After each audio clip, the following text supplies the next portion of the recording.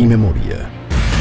La tarde del 2 de octubre de 1968, el movimiento estudiantil, autonombrado Consejo Nacional de Huelga, se concentró en la Plaza de las Tres Culturas de la Unidad Tlatelolco para protestar en contra de la represión que ejercía el gobierno del presidente Gustavo Díaz Ordaz contra estudiantes de la Universidad Nacional Autónoma de México, el Instituto Politécnico Nacional y otras universidades del país.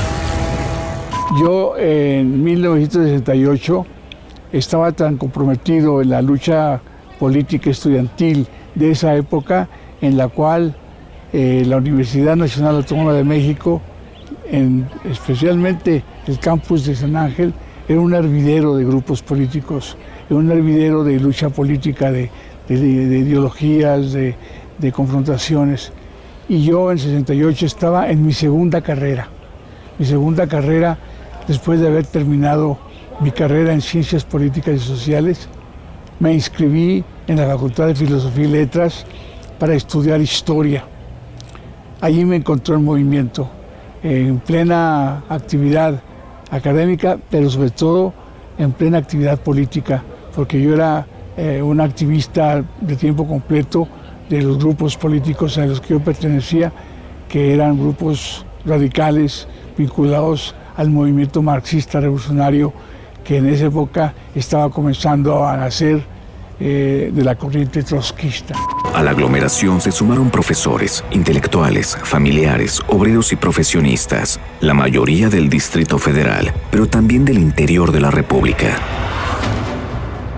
En la protesta, los inconformes exigían a las autoridades libertad de todos los presos políticos, derogación del artículo 145 del Código Penal Federal, desaparición del Cuerpo de Granaderos, destitución de los jefes policíacos Luis Cueto y Raúl Mendiolea, indemnización a los familiares de todos los muertos y heridos desde el inicio del conflicto. Como era habitual, el ejército montó operativos en los alrededores de la Unidad Tlatelolco para vigilar la movilización estudiantil, con el pretexto de que el edificio de la Secretaría de Relaciones Exteriores corría el riesgo de ser tomado por los protestantes. Las fuerzas militares incrementaron el número de sus efectivos a diferencia de otras manifestaciones. Alrededor de las 5:30 de la tarde, militares vestidos de civiles, con un guante blanco en la mano izquierda, comenzaron a mezclarse entre los estudiantes hasta llegar al edificio Chihuahua, donde se encontraban los oradores del movimiento y varios periodistas. Yo estaba en un balcón del edificio Chihuahua, el edificio que estaba enfrente de la Plaza de las Tres Culturas. Afortunadamente, porque estaban todos los callejones y las entradas a la plaza estaban ya llenas, me fui a un balcón, no de los principales, porque estaban totalmente ya llenos de gente y no se podía entrar, las escaleras estaban completamente ocupadas. Me fui a un balcón muy lejano del centro del balcón central, y en ese balcón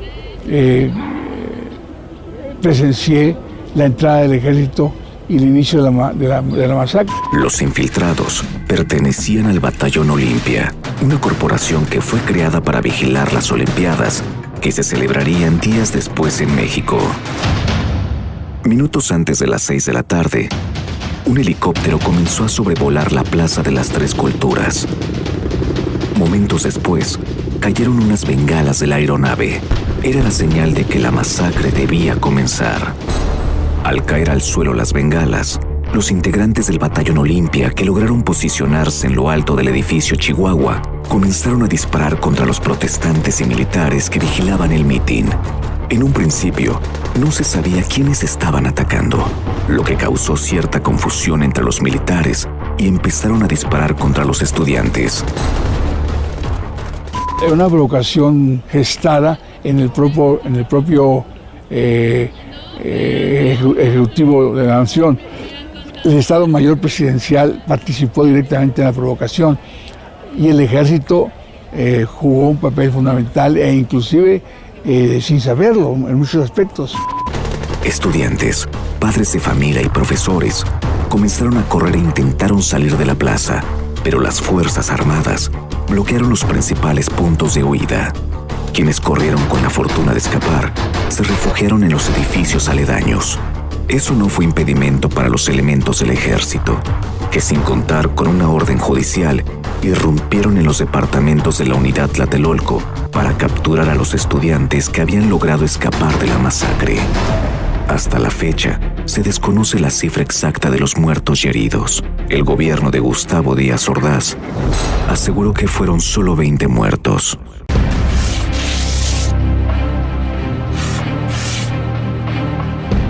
2 de octubre, dolor y memoria.